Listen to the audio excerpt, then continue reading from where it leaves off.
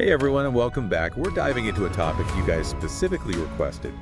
Neville Goddard's Living in the End. Yes. We're going way past like your typical vision board stuff today. Yeah, okay. We are getting into the nitty-gritty of how this manifestation technique actually works. Yeah. We dug into an excerpt from Living in the End, the Neville Goddard Guide to Manifestation, Oh, to pull out the core ideas and, more importantly, how you can use them.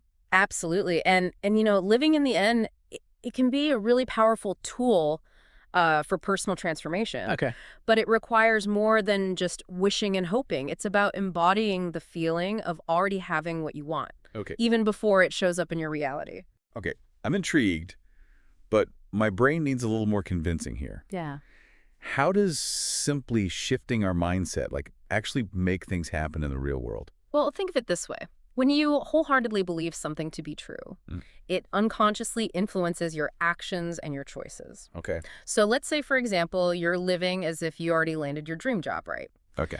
You might find yourself networking more confidently, Okay. pursuing professional development opportunities, and even noticing job postings that you wouldn't have before. Oh, interesting. Because your energy is aligned with your desire, attracting those opportunities into your life. So it's like how a self-fulfilling prophecy works. Exactly. If you believe it strongly enough, you unconsciously act in ways that kind of make it come true. Yes, and living in the end takes that concept a step further by actively shaping your subconscious beliefs. Okay. And a really effective technique for this is mental scripting. Mental scripting. Tell me more, yeah. So this involves creating a detailed and vivid script in your mind Okay. of a desired scenario as if it's happening in the present moment. Okay.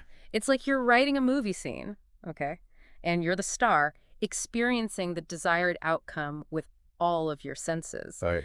This consistent visualization imprints the desired reality onto your subconscious, making it more likely to manifest. I love how this is sounding less like magical thinking and more like a practical strategy. It is. Okay, okay. And the excerpt breaks it down into some very actionable steps. Right. So we've got clarifying the desire, Yes. visualization, embodying those emotions, Yes. and using affirmations. Yes. Let's unpack these. Let's, and you know what? I want to start with emotions. Okay. Because I know that can be tricky for people. It's not about forcing happiness about, let's say, a new house before you even have it. Right. It's about identifying and connecting with the authentic emotions tied to that desire. So the feeling of security, maybe, or the joy of creating a welcoming space. Right. So if someone's working on attracting more abundance, it's less about fixating on that dollar amount Yes. and more about feeling the relief of financial security or the freedom that comes with it. Precisely. And when you can genuinely tap into those feelings, Yeah. it makes the whole process feel more real and attainable. Yeah, that makes a lot of sense. Now, the excerpt also stresses speaking as if the desire is already true. How does our language have that much power? Our words are incredibly powerful. So, for example, think about it. Instead of saying, I hope to get this promotion, you would say, I'm grateful for the leadership and responsibility that comes with being promoted.